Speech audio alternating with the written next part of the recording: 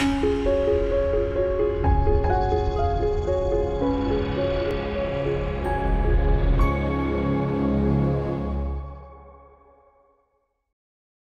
think that we are here because a lot of us are upset.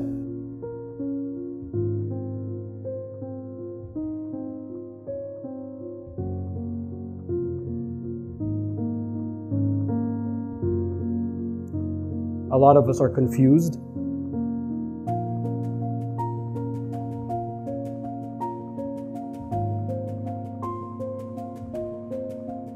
I think that collectively Muslims have this post-traumatic stress disorder from a lot of things that we see, and we keep praying that it's going to get better, but unfortunately it gets worse.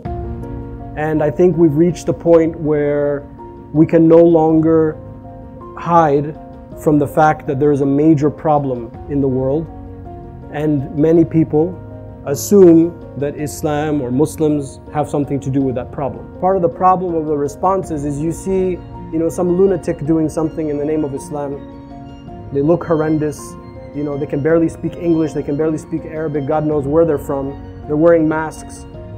And then the response is, well, I don't believe in that, that's not Islam. Well, to be honest, that's not a good response.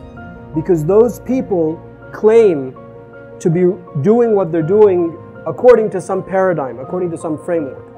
Inshallah, we will, with Allah's blessing, demolish this framework, and we will show the fallacy of it. But that can only be done by establishing the correct framework.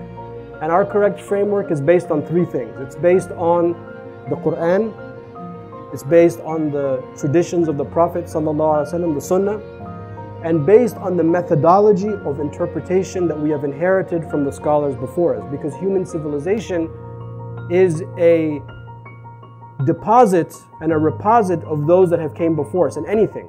So if somebody wanted, to build a structure, they're not going to reject, math and science and engineering and say, I'm going to start from scratch. You're going to use what came in the past and build on it. That's human culture, human civilization. And our tradition is no different. We have a tradition, an interpretive tradition, in which the Muslims over the ages used their best abilities at each point in time to solve the problems that they were facing.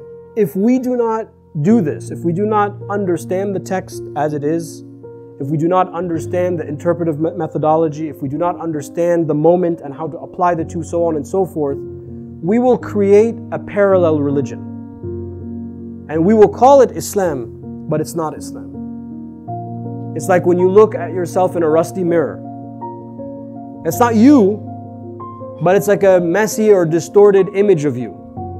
And that's what these people have done. They have created a parallel religion. They have created a distorted image of the religion, and they have called it Islam.